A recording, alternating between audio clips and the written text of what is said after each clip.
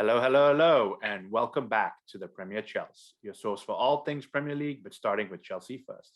Coming to you on your speakers and headsets. Good morning, good afternoon, good evening. I'm Jacky from Houston. I have Rahul on the road in New Jersey this week, and Alex from Connecticut. Alex from Maine. How are you guys doing? I'm doing good. I was a little excited and sad that I missed Alex in Connecticut.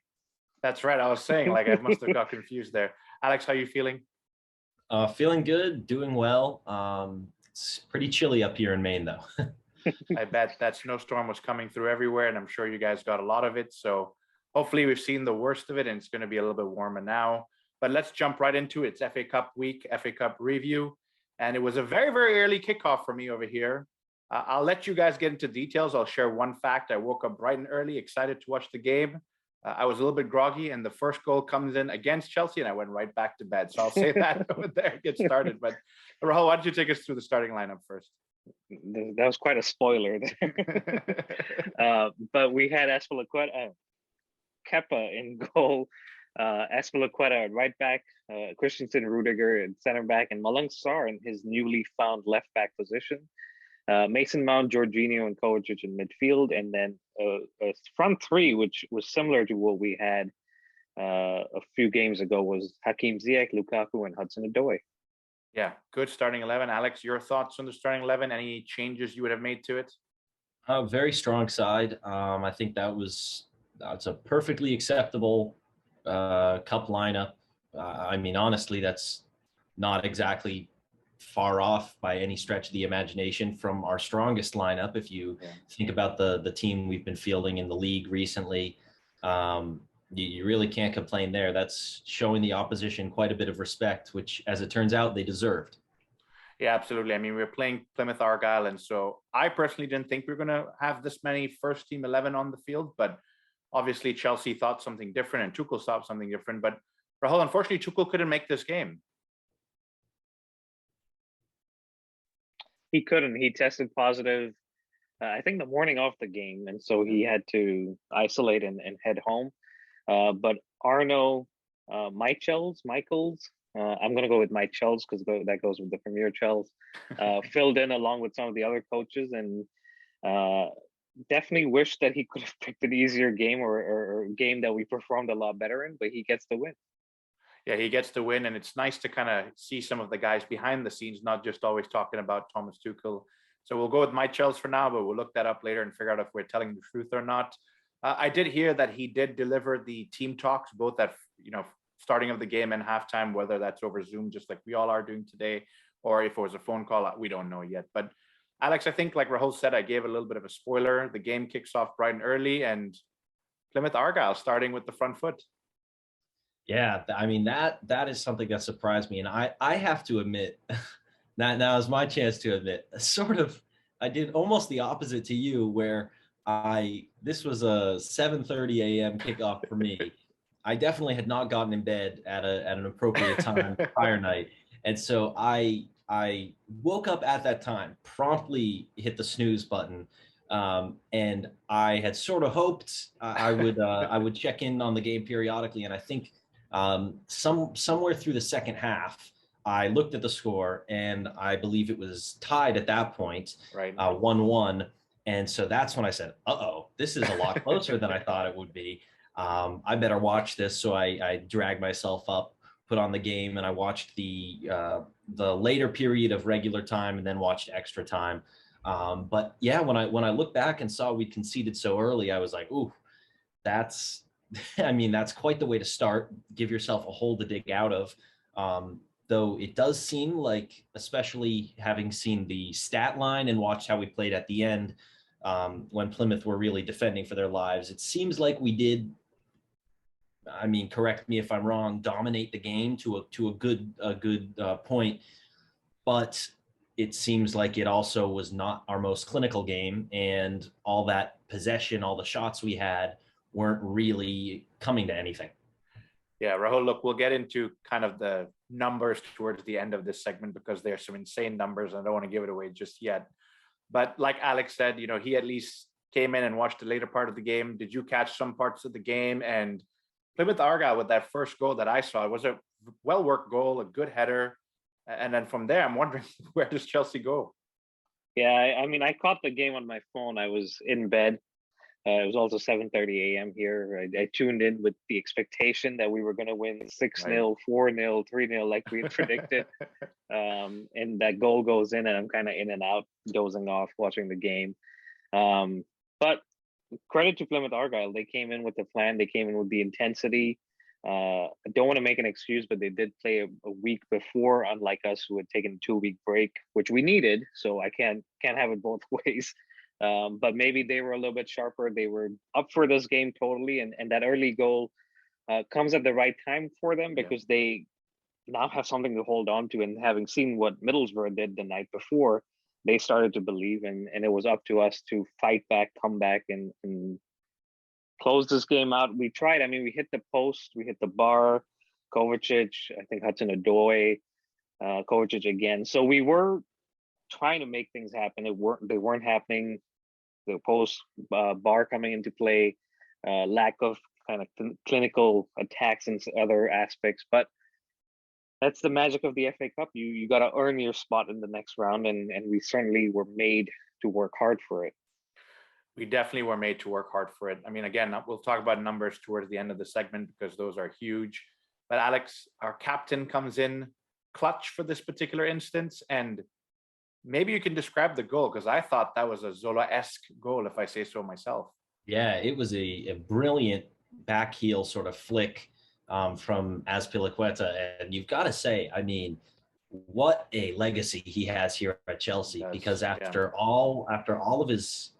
everything he's won here, some people have said, he's starting to slow down. I think it's not an insult to say he's not quite at his peak anymore. He's definitely getting older, and yet he's still delivering. He's still quite consistent. Here he comes up huge with a much needed equalizer. I mean, you've just got to respect it. And he's putting up numbers still. He gets assists now and then. And apparently he pops up on the goal sheet too in a time of serious need. It was a great little quick cross from Mason Mount, and Aspi adjusted his feet fast and found a way to get the ball in the net in a really aesthetic fashion. So props to him for that. I've got to say, I was lucky enough to chat with him through Signathon on a video call, and I asked him, "What you've won everything there is to win here at Chelsea. You've just racked up the trophies. What's next? Do you feel like you've completed sort of your time here?" He said, "We just want more. Once you've tasted trophies, you want to keep going for it." And clearly, he was playing like that today, or not today during the game, because he came up and I guess drags us out of this hole single-handedly. So massive credit to Aspi for a brilliant career with Chelsea, and he's clearly not done yet. Yeah, and Rahul, you had a chance to talk to Azpilicueta as well through Signathon, and I think one of the questions you asked him, he's played all over the pitch. Where else would he like to play? And he said he'd like to try striker. Maybe he's trying to prove himself in his older days at Chelsea. He is, and he's clearly seeing the attackers not do much. So he steps up, and he made a good run into the box, and was agile enough and nimble enough to back flick the ball instead of maybe taking a touch and trying to swirl it or do anything else. But credit to him, and I think I agree with everything Alex said. The man continues to play like it's his first day, and he impresses every game. And we don't know what's going to happen at the end of the season, but he's been a great captain and a great servant to this club. And I know we'll talk about the Club World Cup in a little bit, but he could be the first Chelsea captain to lift that trophy, and what an achievement that would be. Yeah, I mean, that just kind of puts the cherry on top of the entire Sunday that he's built for himself over here. But let's talk about that second half a little bit. I mean, we go in 1-1 at halftime. Then, it's kind of status quo, Chelsea having all the possession, all the chances. But we make a couple of subs. Kai Havertz comes on, Timo Werner. Alex, did they have much of an impact on the game? Not from what I could see. I mean, it just wasn't really clicking for Chelsea. And this was the period of the game that I had finally roused myself for. And I was watching just chance after chance. It was completely one-sided, really. And yet we just weren't making it happen in the final third. There was certainly a lot to be desired in terms of our attack that game. And I think it's rightfully raised a few concerns that we've had for a little while about our attackers just not quite clicking. We've just got so many different combinations we can put together. I will say, yet again, Hakeem Ziyech stepped up and really did impress me, and he looked dynamic all match. He was spraying in good passes. He was putting in great delivery as usual. His dribbling was impressive. He carved out some good shooting opportunities, but no one player can do it alone, and our team was just not clicking. So I was honestly relieved in a weird way to see us get to extra time, because I was worried, if they get, I think towards the end of normal time, Plymouth had a corner or two, and I was just thinking, goodness, if they sneak in a goal here, we are really going to look dumb, because we've spent this entire time racking up shots in possession and had nothing to show for it. So I will say I was almost happy for extra time to come, because I thought to myself, you know what, full credit to Plymouth, but with another 30 minutes to play, I think hopefully, given a little breather, a little tactical readjustment, hopefully the boys can go out, and probably the superior fitness and quality of the Chelsea squad will shine through. But I mean, you've got to give credit to Plymouth there. They did not make it easy on us. Yeah, that's definitely well said. And Rahul, Alex touched on something that's been happening to Chelsea for the best part of 3 or 4 months now. And that's just, it's not happening in the final third. I think that's the best way you could phrase it. I'll run through the stats now. I've been teasing them for a few minutes here, but 41 shots to Plymouth's 11, with 11 on target to Plymouth's 5, 72% of the ball to 28 to Plymouth. We strung together 769 passes to Plymouth's 308. So we're more than double across the field on all of the stats that should matter. We are, again, ending up that first 90 minutes with a 1-1. Like we just touched on, what's up with our front attacking trio, 2-1, whatever the situation may be, whatever the formation may be? How can this change? Man, if I had that answer, I would be in Abu Dhabi with Tuchel's coaching staff. I don't know, man. It's frustrating, right? Like, when was Lukaku's last good game? Aston Villa, maybe away, when he comes on and scores and then draws a penalty, which was Boxing Day, December 26th. We're now well over a month, since that game, and he's had the interview, and it's maybe that's distracted him, but we've kind of put that behind us, and this is where we want him to perform. If you're not going to score against Plymouth Argyle, no disrespect to them, they took us pretty much to the brink of elimination in the FA Cup. But you look at yourself as Lukaku, and you, these are the games you want to make an impact and say, my team's struggling here. We've had 41 shots, but I'm going to step up and make one of these count. And maybe he tried. I mean, I can't say I watched the full game, so maybe he did try, but it just doesn't seem to work with him. And there's shots for him to go back. There's shots for us to sell him. I highly doubt that this board or the club are going to say, after a year of investing £100 million in him, you're going out the door. We didn't even do that with Murata, and we spend way less. So he's here to stay now. It's up to us, and it's up to the squad, and it's up to Tuchel to ultimately get the best out of him. Because if he doesn't, it's just a problem that's going to grow, and someone's going to have to pay for it. And it's not going to be the board. It's not going to be the player. It's going to be someone within that coaching staff. And I hate to say that. But coming back to your original question, I don't know. It's Hakeem Ziyech stepped up. He's got a good run of games, and he's playing well. Hudson-Odoi, there's still a lot to be desired there. Then Kai and Timo come on, and they don't really set the world alight. And so you're wondering, and left wondering, where is our attack? And we're fully relying on our defenders to score. And they've been doing it, but at some game and at some point, it's not going to work, and we're going to falter and fall short. Yeah, look, you've summarized it very well over then. Before we dissect that extra time period, which a lot of action happened in, Alex, do you share similar thoughts and feelings specifically about Lukaku and where Rahul's headed with what he's thought about Lukaku's performances so far? Yeah, I think he just hasn't really been doing enough, and I understand. I'm not a person who thinks players need to score every game to do well. I think there have been some performances that I've noticed, especially this season, where I've thought to myself, you know what, that player kind of went under the radar. For example, I remember having really focused on Pulisic when we beat Juventus 4-0. He didn't get on the score sheet, but a lot of people for that reason were saying he played poorly. And I was thinking, well, he might have had not the most brilliant game, but the attack was ticking around him. He was making good runs. He was drawing space, and we demolished Juventus 4-0 with him at a false nine, which is not even his natural position. Right. So I've come to sort of accept that, you know what, players can have good impacts even without scoring. We've seen in our now famous Champions League final victory, Timo Werner really dragging Ruben Dias wide and allowing Kai Havertz to get in for that iconic goal. So a player doesn't have to score to put in a good performance, but I think, as Rahul said, there hasn't been a good performance even without scoring from Lukaku in some time now. And I think it's not something where you want to sugarcoat it, because this is a serious problem. He's a 100 million player, and he's not really come out and stamped his authority on the team. He's not come out and shown the quality that we know he probably has. It's just not clicking right now. And his effort, from what I saw and from what a lot of others were saying, just didn't really convey that he cared quite enough.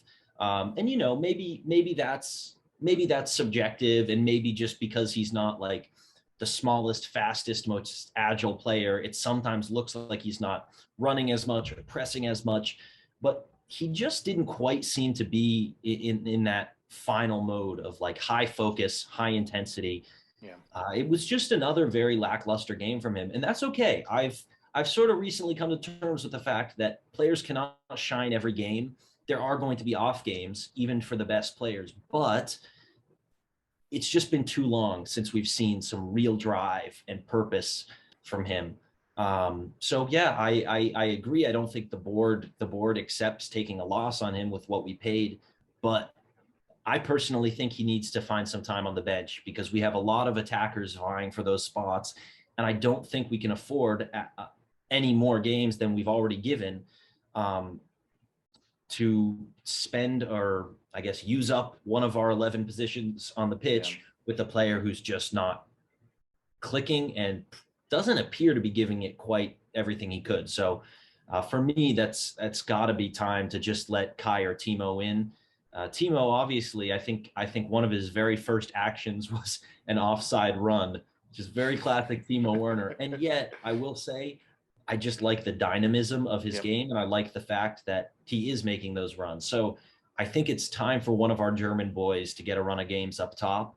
And that's not even that I think they're better than Lukaku or anything. I just think they're probably going to put in a little more effort, and frankly, they can't be worse than what we're seeing right now, which is no goals and no great off the ball contributions.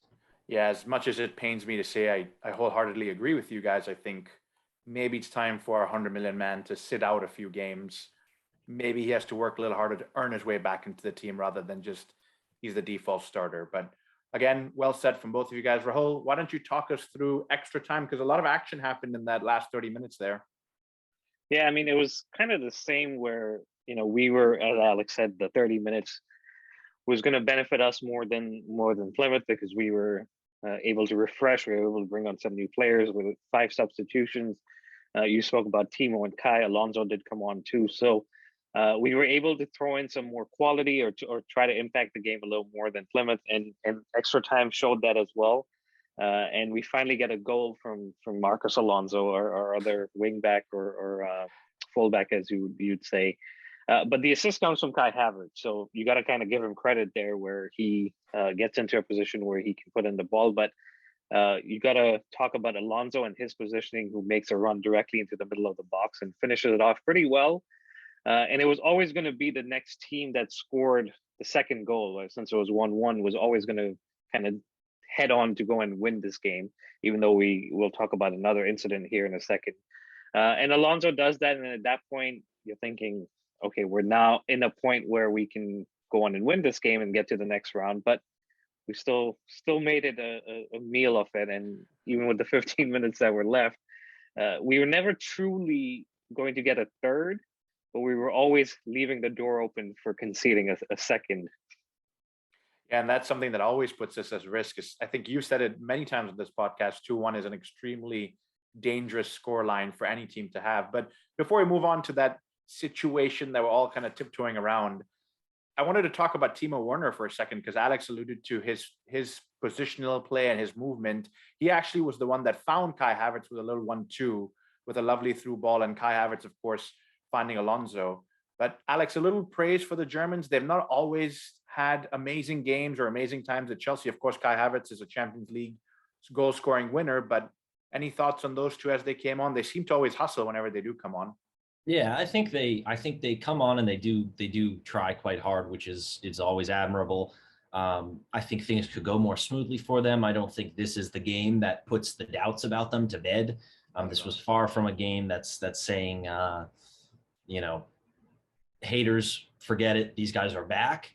I don't think they were obviously outstanding by any stretch of the imagination, but a nice little combination of play gets us the crucial goal. So you can't complain with that. And that's something maybe, I mean, just as I've, as I was sort of saying earlier, I think that's something that's very underrated. Players who can have an impact even when they're having not a great game. I think it's very key, because some players, I think we've actually made this conversation, this comparison rather. I'm not sure if it's been us particularly, but I've seen a lot of comparison between Timo Werner and Alvaro Morata. And something I've always believed, and that I've seen other people echoing, is the idea that Timo brings us something even when he's not necessarily scoring and playing well, versus I think we often saw Morata sort of checking out of a game when he was isolated a little bit, when he wasn't able to get on the score sheet. He just didn't seem to be really putting in quite as much effort, quite as much intensity off the ball. I think there's something to be said for just continuing to try and try again and try again, even if things aren't working out and you're having a bit of a poor game, because eventually it's a game of human error. It's a game of chance sometimes. Eventually, a little combo comes off, like we saw. Defender steps out of position, and just by nature of keeping your head in the game, keeping trying even when you aren't at your best, you make something happen. So we saw the Germans, who had not really impressed for their cameo, combine, eventually set up this Marcus Alonso goal. And I've got to give a shout out to Marcus Alonso, because as much as I think he gets criticized at times, and almost every Chelsea fan would agree, our season really took a downturn when Ben Chilwell suffered a serious injury. That's right, yeah. And we've been crying for potentially, there have been debates about whether we need a new left back, left wing back in this period to cover for Chilwell's absence. So I would say Marcus Alonso has not always been super respected by the Chelsea fans, because he does have his moments of being defensively suspect, but he is known to come up with a clutch goal when we need it. I can think of a number of London derbies where he's just come up with something out of nowhere. I don't know how he finds himself in the box so often. I think we've joked on the podcast before that we should give him a run at striker during some of these dry spells. Yeah, it's impressive. And I've got to give some respect to him, because he's been here for a while, and maybe he's not our strongest option. Maybe his days might be a little numbered in terms of how well he fits the system and performs, but he's come up with the goods yet again. So almost similarly to Azpilicueta there, I think you've got to give some respect to players for just continuing to step up, even when you maybe write them off as the player that's going to have the biggest impact in the game. So as it turns out, two of our aging Spanish defenders come up with really key moments to get us through.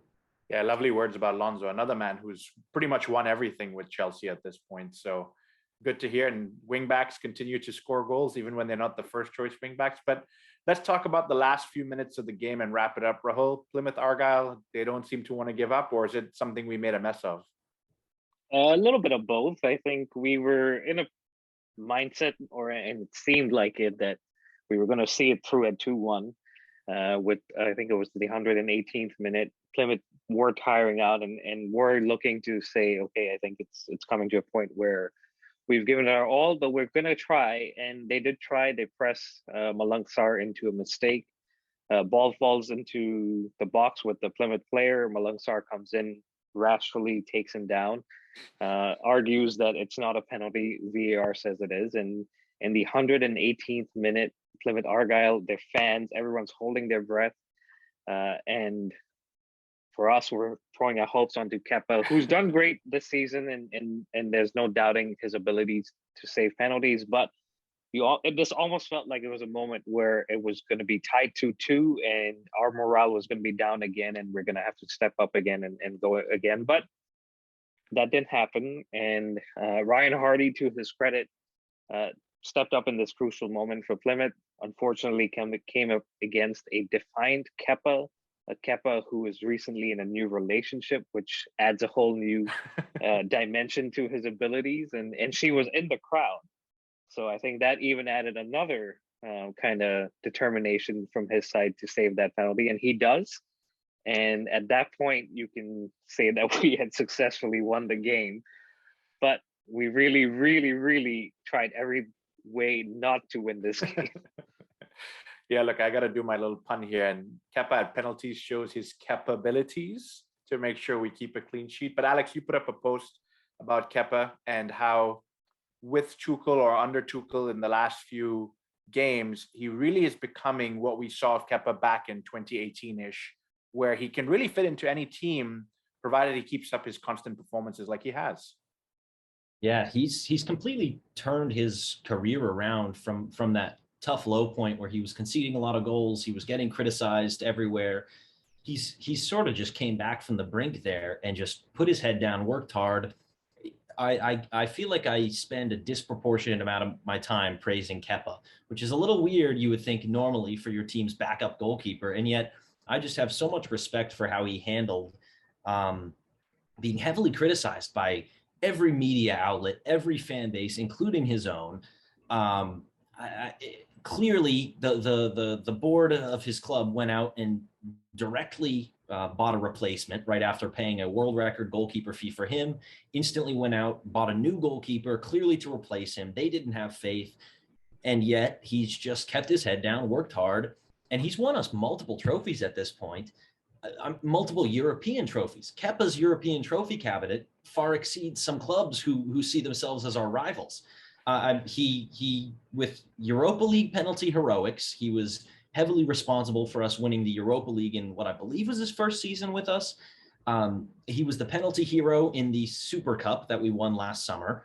And then he's had some great penalty performances in the Carabao Cup, some saves against Tottenham, save against Manchester City. And then here you have him coming up absolutely clutch in deep into added time, 118th minute, and keeping us in the FA Cup with a fantastic save. So I've just got to say, it's really impressive how he's turned around his sort of legacy at Chelsea and really taken ownership of it.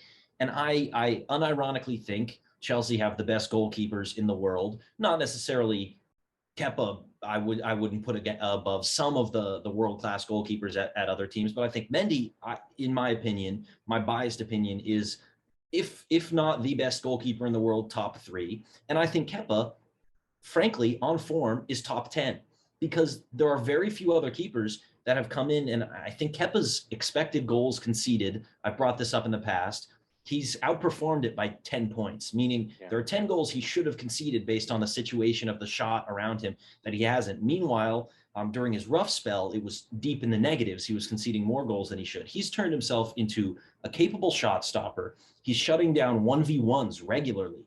In several of our games that he didn't even keep a clean sheet this season, when we've conceded multiple goals on occasion, he's still saved multiple 1v1s and kept the scoreline from being even bigger. So to me, this is an ultimate success story of a keeper who was quite young, forced into a position of a lot of pressure with a big transfer fee, went through a rough patch that really could have derailed the career. And we've seen, unfortunately, with keepers such as maybe Loris Karius, for instance, who had some big blunders on the big stage of the Champions League final with Liverpool, never really came back from that. Right. He, just like Kepa, he was getting threats, he was getting criticism, and he just couldn't find a way back. And somehow I've just got to applaud Kepa for coming up big, winning us now multiple trophies and keeping us in this competition. So he's honestly just one of my favorite players now in terms of the mindset, the mentality he showed, and he's never come out, unlike a famous Milanese export, he has never come out behind the back of his club and tried to question the state of Chelsea, he's just kept his head down, worked hard, and earned a serious place here. So just full respect for him. It's great to see a player coming back like that. Yeah, I think that's key. Is he's gone through a very tough time, but has never come out publicly and made a meal of it. Especially since he is the world's most expensive goalkeeper, he's just stuck his head down and worked really, really hard. Rahul, Chelsea are blessed. They've got two amazing goalkeepers. It takes me back to the original days of Kudicini and Czech always going back and forth for the first number one. And you kind of know in your heart who's going to get number one. But if your number one's out, you have full faith that your number two coming in is another brilliant goalkeeper. Yeah, absolutely. And when Alex was saying all of those excellent points about Kepa and everything that he's done to turn it around, this is one position where you and I have spoken about this in the past when we talk about the Jose Mourinho teams, where every position had two solid players and two capable players to come in and replace each other. This is one position you look at in the squad and you say, if these two can stay happy with kind of the rotation and playing with each other and going back and forth, we're set in that position for a number of years. Yeah, easily. And to another point, I think Tuchel deserves a lot of credit too in the Kepa turnaround. Obviously, Kepa has done his piece, but at the time where Tuchel came in, Kepa was a liability to this club and to the fan base. It's similar points to what Alex was saying, but I think he's gone to him and he said, you take the time you need to kind of get yourself back to the point where you are the goalie that everyone knows that you can be. But in the meantime, I'm going to let Mendy run with this, and I'll slowly ease you back into this. And I think back to a game last February where Mendy was dropped in quotes, but it was really an opportunity to give Mendy a break and bring Kepa in. And it was a Premier League game. It wasn't even a cup game. And Tuchel did that. So as much as Kepa has been brilliant, and I don't disagree with any of that, I think a little bit of the credit does have to go to Tuchel and his squad. And I think Enrique Ilario, who was in that coaching squad, and at the end of this game, Kepa went up to him and gave him a hug, and I think they exchanged a good moment. So he's kind of helping him too in the background. Yeah, I love that we can continue to bring in old players and help in the coaching staff and things like that, because they know how Chelsea operates and they know what they can do to help us long term. But that summarizes it, guys. We went 2-1. We squeezed through in this particular game, and so I hope we can build off of this and not have any more nervy moments. But before we move on and talk about some other things around in football, Rahul, maybe you can run us through some of the FA Cup results that happened just really quickly. I know there was some David and Goliath situations that went down. Yeah, I'll just run through a few. So Middlesbrough knocked Manchester United out. That was a game that ended 1-1. A little bit of controversy with Middlesbrough as equalizer, but they get the job done and they move on. Leicester City go out to Nottingham Forest, and that's a shock, but not really, because Nottingham Forest also knocked Arsenal out in the last round. So they've now taken out two Premier League teams. And I know what Alex is thinking and wants to say about Arsenal, but Alex, hold those thoughts. Boreham took out Bournemouth from the Championship, and that was another surprising game because Bournemouth were heavy favorites going into this. West Ham beat Kidminster in extra time, but that also took a lot of effort from West Ham's part. I'll skip over some of the games here. Tottenham beat Brighton. Stoke City beat Wigan Athletic. So it's the kind of regular results as you'd expect. Norwich City came up big against Wolves, which was kind of a surprise. And then Everton beat Brentford. Super Frank in his first game, winning 4-1. A brilliant performance. The Everton fans are chanting his name, Super Frank, Super Frank. And I watched that game after our Chelsea game, and I watched it with as much interest as the Chelsea game, if not a little bit more. And they did well. And then our eventual opponents for the next round, Luton Town, beat Cambridge. Okay, all right. So a lot of interesting situations there, a lot of Goliath and David and Goliath situations where some small teams have come up and beat some bigger teams. But that's the FA Cup. I think anybody can come up from down and really get a good opportunity to make some good money as well when you're coming from the lower leagues and making a good opportunity of the whole situation. But let's jump into AFCON for just a quick couple of minutes here, guys. I know we want to move on to the World Club Cup, but Rahul, I'll stick with you, and then maybe you can turn it over to Alex and give us a quick synopsis of the Senegal versus Egypt game. Yeah, I mean, another tight game, a game where you don't expect a lot of goals, especially in the final. Senegal did have an early opportunity to go 1-0 up. Sadio Mane missed the penalty, and so it stayed 0-0. went into extra time, stayed 0-0, and then it was down to the lottery of the penalties, and Senegal won it 4-2. And Edouard Mendy, we've given Kepa a lot of praise. Mendy, who's been away with Senegal, steps up and saves his own penalty for Senegal, and that gives Mane an opportunity to step up and score the fifth and final penalty and make it 4-2. So congratulations to Senegal, congratulations to Mendy, who is now champion of the African continent too. And hopefully in about a week's time, he'll be a champion of the world. So I'll let Alex cover kind of the rise to fame for Mendy, and then we can jump into the Club World Cup. Yeah, I think Mendy's someone you've just got to say what a year, but at this point it's even more than a year that he's had. And I think we've covered in the past his impressive rise from being unemployed to working his way through several clubs in France. He was promoted, I believe, in France, and then finally gets his chance to shine with Chelsea. Later in his career, maybe than a lot of goalkeepers emerge, and yet he's just been absolutely massive, ridiculously good, frankly robbed of the Yashin trophy, but won everything else. I'm forgetting exactly what was it the FIFA men's goalkeeper? The best goalkeeper, yeah. Best goalkeeper. There you go. And so, yeah, with a Champions League win, a Super Cup win, he's now won the first AFCON victory in his country's history. What you just got to say, what a rise to the top for Mendy, and what a year he's had. The guy just deserves everything, and he's yet another fantastic success story. I think that's something I do like about Chelsea. We were talking about the Kepa sort of rise from the ruins earlier. You've got Mendy here who has come up and just had a really inspiring story of his path. You have, I think we all know N'Golo Kante has an extremely inspiring story as well of how he just kept working hard, worked his way through it, and found massive success internationally and on the club side. And now Mendy's getting a taste of that as well with some international glory, in addition to fantastic club performances. So all I can say is what a couple days for some great Chelsea goalkeepers, and really happy to see them winning.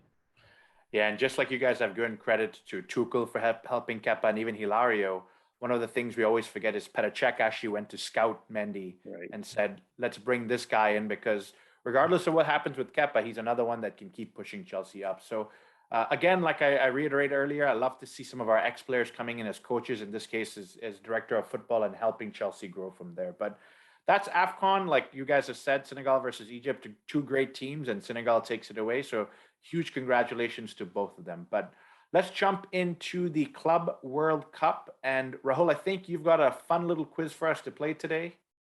I do. It's more of an educational kind of, instead of us just talking about it, have you and Alex go head to head, and we can talk about some of these things while doing the quiz. So Alex, I'll start with you.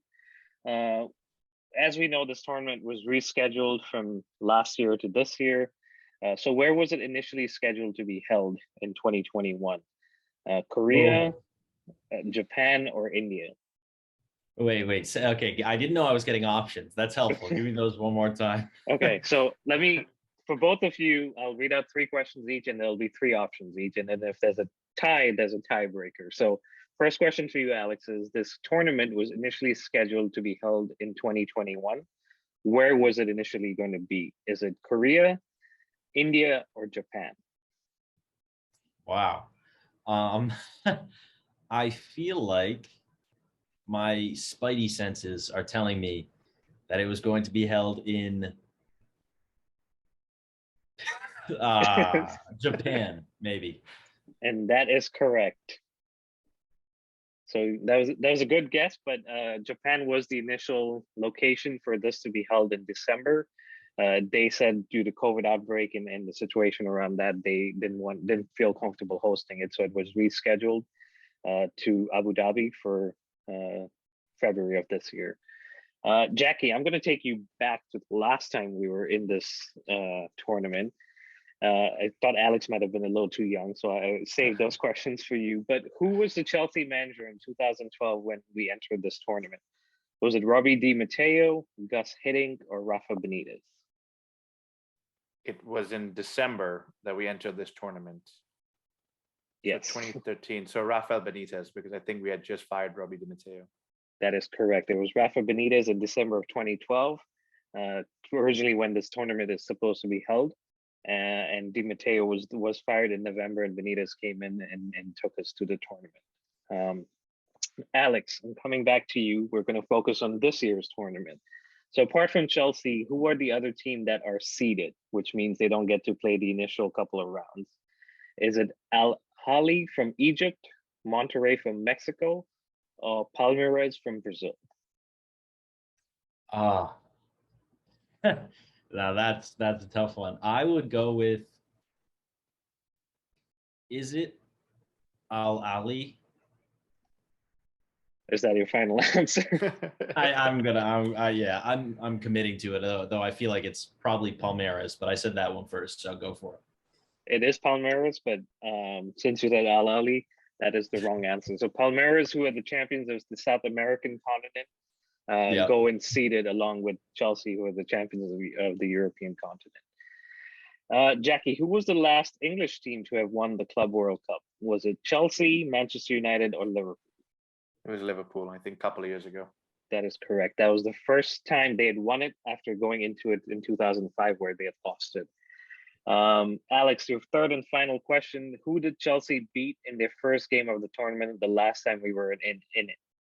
So I'm taking you back a little bit, but was it Ulsan Hyundai, Al Ahly, or Monterrey? Monterrey, I believe. That is correct. It was 3-1. All right, Jacky. So if you get this right, you win it. Otherwise, we go into a tiebreaker. Who were Chelsea's 2 goal scorers in this tournament in 2012? Was it Mata and Torres, Lampard and Mata, or Torres and Drogba? Honestly, I'm just going to shoot in the dark because I can't remember at all. I think it's probably the one with Mata and Torres. That is correct. They scored 2 goals in the 3-1 win against Monterrey, and the third one was an own goal. And then we went on to the final and lost at 1-0. So they were our 2 goal scorers in that tournament. That wraps it up. Jacky does win at 3-2, but I will read out the tiebreaker just in case, just to share some fun facts. So who is the player that has participated in the most Club World Cups? It's 5 as a hint. Is it Lionel Messi, Ronaldo, Toni Kroos, or Dani Alves? And either one of you can give me your guesses. Yeah, I think it might be Toni Kroos based on the number of Champions Leagues he's won. Alex, is that your... Yeah, I would think so, but yeah, I would think so. and you're both right. He's participated in 5 and won them all. He appeared in 2013 for Bayern Munich and then 4 times for Real Madrid. Yeah. So just a little bit of history, obviously Chelsea focused, but the last question with Toni Kroos and Bayern Munich and Real Madrid. And Real Madrid are the team that have won this tournament the most, 4, I believe 5 times actually, 4 times. And then Liverpool and Manchester United are the only English teams to have won it. So we could become the 3rd team, hopefully in about a week's time to win this tournament. Yeah, that would be something. Yeah, that'd be something nice to add to the trophy cabinet, and just continue this little parade we've been on of European trophies and now world trophies, hopefully. Hopefully. Yep, but Rahul, you want to take us home? Yeah, so I mean the tournament for us starts on Wednesday, February 9th. I'm in December. February 9th against Al Hilal, who won 6-1 against Al Jazeera today. So they're coming into this in some good form, and they are Asian Champions League winners. So it's no easy team for us, but we're Chelsea, and when we should be looking to make the final. And if we make the final, we could play either Palmeiras or Al Ahly. So tough game waits for us in the final if we make it. If not, we go into the 3rd place game, which would kind of suck, but we'll keep our fingers crossed. And we've seen the squad fly out there, 23-man squad, which includes Reece James, who's headed out to do some warm weather training. So that should be good for him, and he should be coming back hopefully with a medal around his chest, along with some of the other guys. But that wraps it up, guys. Thank you very much for listening. Please continue to subscribe, like, and follow us. It's at the Premier Chels, Apple, Spotify, Google, YouTube, and Instagram. And on Twitter, it's at Premier Chels. And as always, send us your feedback, and we will be back with a new episode next week, hopefully doing a preview to the Club World Cup final. Until then, stay safe and up the Chels.